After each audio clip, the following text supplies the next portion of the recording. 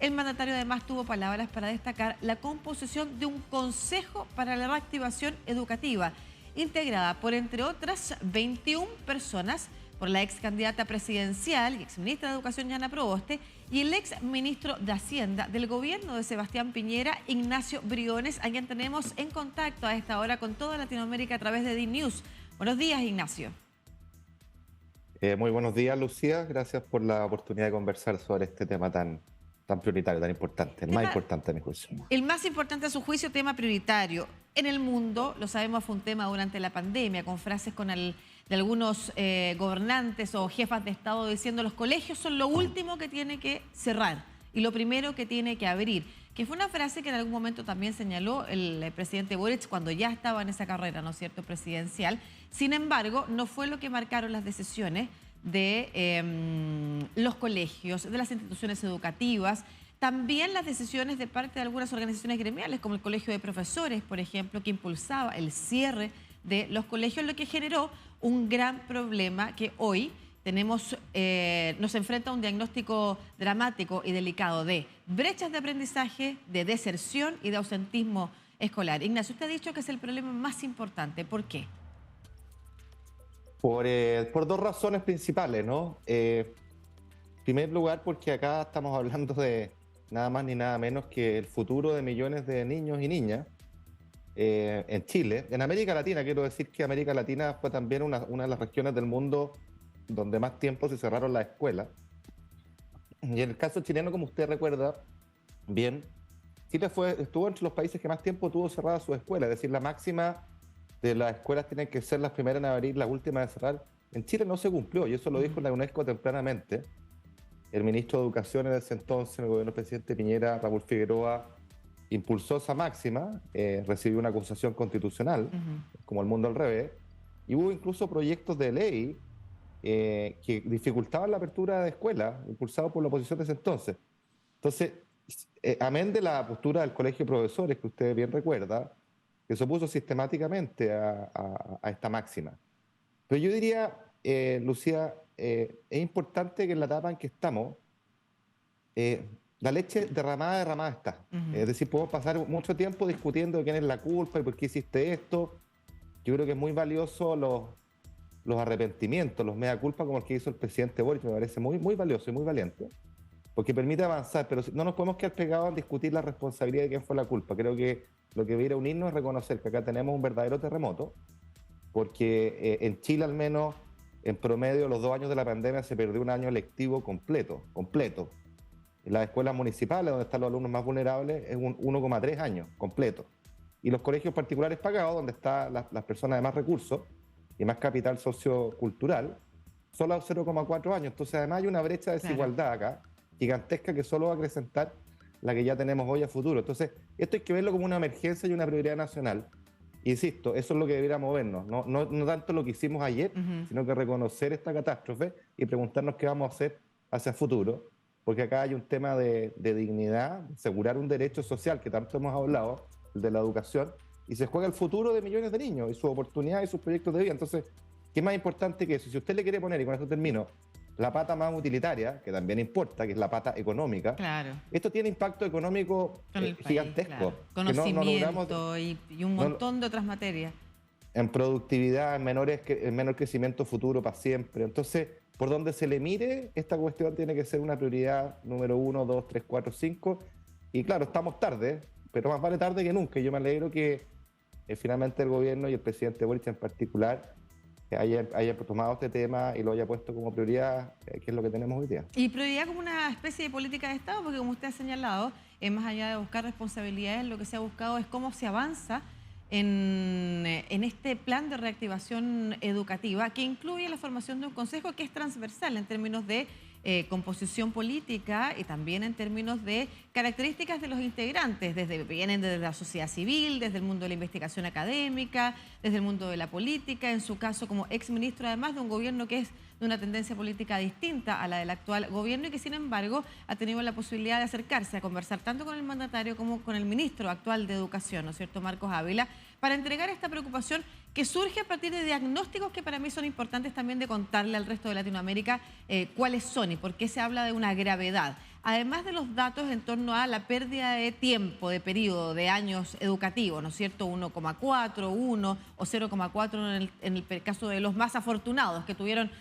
más clases durante ese periodo, pudieron efectivamente continuar, al menos con todos los procesos de formación socioeducativa también que significa, no solamente el conocimiento, la lectura, la capacidad de aprender, la capacidad de reconocer las letras. Se ha dicho que en primero básico en Chile un muy bajo porcentaje de alumnos puede reconocer efectivamente las letras, identificarlas, y desde esa base poco se puede construir. ¿Qué otros diagnósticos están establecidos ya, como por ejemplo los de deserción y ausentismo escolar? A ver, yo diría que el principal tema que tenemos acá es la brecha de aprendizaje, o sea, es de sentido común y esto es válido para toda América Latina, que insisto, fue la segunda región del mundo que más tiempo tuvo cerrada su escuela. Eh, Cuando un niño no va a la escuela y pierde esos conocimientos no adquiere esos conocimientos, se producen dos daños principales. Uno, que lo estamos viendo y se experimenta en todos los países de la región, que es un daño socioemocional muy profundo. Niños que pierden conexión con su entorno, con sus amigos, jugar, hacer deporte. Todo eso son variables que son determinantes en el desarrollo vital de un niño, particularmente los más jóvenes. Eh, y luego están los aprendizajes. Y la educación tiene una característica que es secuencial. Entonces, lo que usted no aprende en el primer piso, no lo puede aprender en el tercer piso.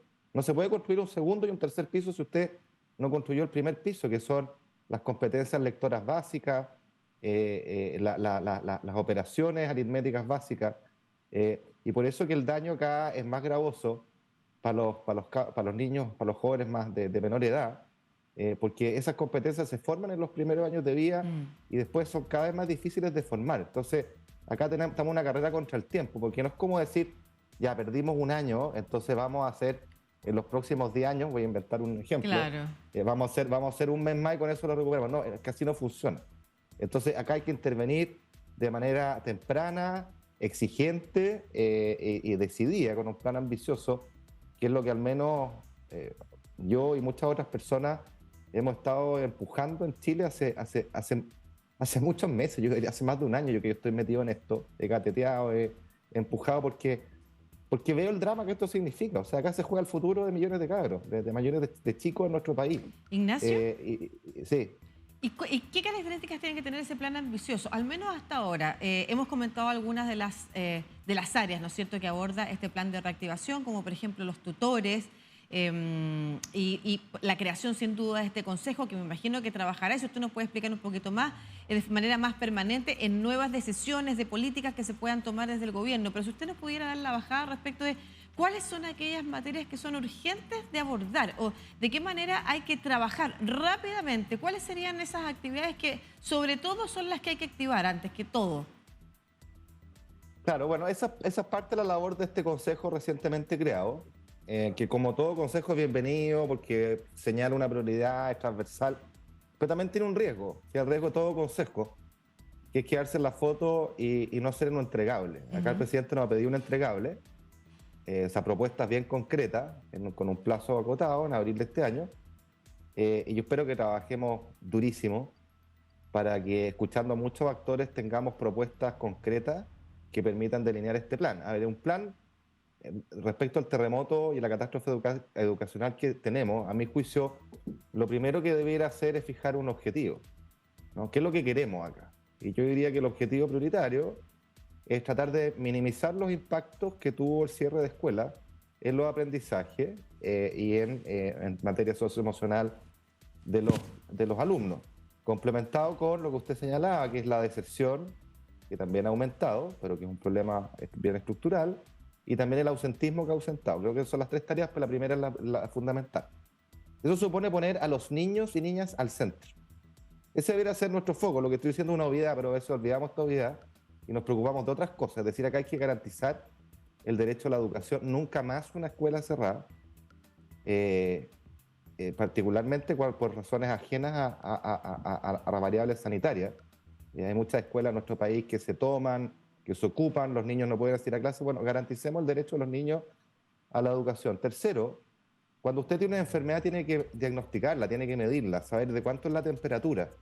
Y acá la temperatura, la fiebre, es bien distinta entre las ciudades y las zonas rurales, es distinta entre las regiones, es distinta entre colegios municipales, entre sectores más vulnerables y colegios particulares y sectores menos vulnerables. Entonces, si usted no mide, usted no puede gestionar una crisis. Es fundamental, en consecuencia, tener como primera medida, a mi juicio, un despliegue de instrumentos de medición que le permitan saber dónde usted está parado y dónde está parado cada niño de Chile, porque acá la intervención tiene que ser uno a uno. Aquí el objetivo debería ser que ningún niño se nos quede atrás. Hay que medir muy bien la temperatura de cada niño y eso supone muchos recursos humanos de personas que van a ser tutores uno a uno y también va a suponer recursos financieros. Y yo creo que acá se justifica plenamente porque esta es una emergencia donde se juega el futuro de un país. Ignacio, usted ha hablado, y con esto quiero cerrar, no le quiero quitar más tiempo, de un problema estructural en torno a la deserción, porque hemos hablado del cierre durante la pandemia, ¿no es cierto? Pero ¿cómo se explica que este año 50.000 niños hayan abandonado la educación? O sea, el 2022, 50.000 pequeños, personas que estudian en colegios no asistieron, 50.000 personas más de las que ya venían ausentándose del colegio o desertando escolarmente. ¿Cómo se entiende eso? ¿Cuál es el problema estructural que está detrás ahí?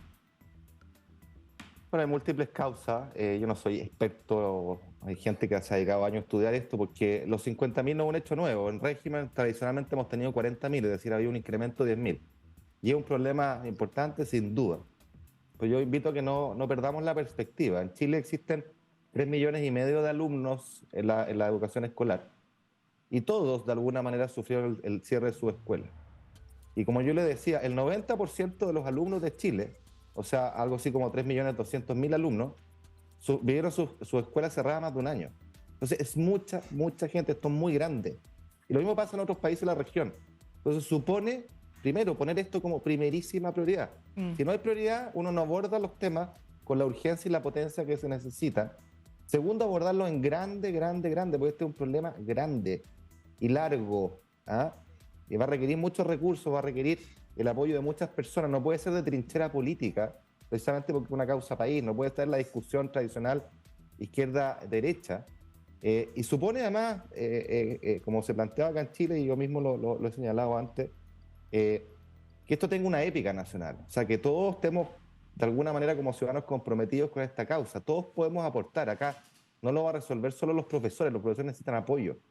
Necesitan universitarios, ¿no es cierto?, que se desplieguen, que hagan mentoría, necesitan personas profesionales en regiones que puedan apoyar. Esto tiene que ser una cruzada nacional, sí, un sentido país, una cosa épica, porque el problema es grande, claro. Y acá nos jugamos la vida, digamos. O sea, la cantidad de frustraciones que vamos a engendrar si no somos capaces de mitigar los efectos que nosotros mismos generamos en chicos que, con justa razón, en 5 o 10 años más nos van a decir: ustedes nos abandonaron, ustedes nos dejaron botados. No, y todos los problemas que significa, claro, y todos los problemas que significa además la deserción escolar permanentemente y en alza en Chile. ¿Qué hay detrás de eso también? ¿Cuáles son los problemas familiares? ¿Cuál es la crisis social? La desinstitucionalización también de aquellos jóvenes que quedan expuestos a otros problemas, que somos los que estamos viendo también.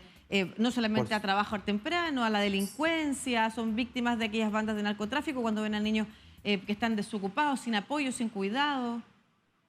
Por supuesto, los niños que desertan del colegio, que es una expresión máxima de aquellos que se ausentan gravemente, que asisten poco, digamos, tiene que ver con, primero, un entorno socioeconómico, familiar, complejo, donde ni él ni sus padres ven la utilidad de ir a la escuela.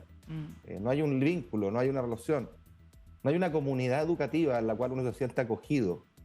Esa es una cuestión. Lo segundo es, muchas veces la calidad de la educación no está a la altura, ni tampoco trata al niño o niña de manera más personalizada, de forma tal de hacerlo sentir avanzar con sus propias capacidades, que sus logros sean reconocidos. Cuando un niño siente que todo lo que hace se lo critican o existe una actitud pasiva frente a él, bueno, no se motiva. U otros espacios también, como el bullying y otras materias que forman parte también de las comunidades y que están presentes, la violencia que viven muchos de ellos, que es parte también de lo que leíamos respecto de lo que se ha incluido en este plan de reactivación que hemos estado conversando con el exministro de Hacienda del gobierno de Sebastián Piñera, Ignacio Briones, porque es una de los convocados a este consejo. Él es quizás de las personas que más ha hablado. Usted Ignacio, respecto del terremoto, ha acuñado, ¿no es cierto?, esa idea, y le agradecemos mucho que nos haya podido dar un poquito más de tiempo para profundizar sobre este plan, pero sin duda lo dejamos invitado a poder más adelante conversar un poquito más sobre las decisiones que el Consejo vaya tomando. ¿Le parece? Encantadísimo, siempre estaré ahí full en este tema. Gracias, Lucía. Muchas gracias, Buen día. Ignacio Briones, exministro de Hacienda y actual integrante del Consejo, que busca la reactivación educativa nombrado por el presidente de la República durante esta semana.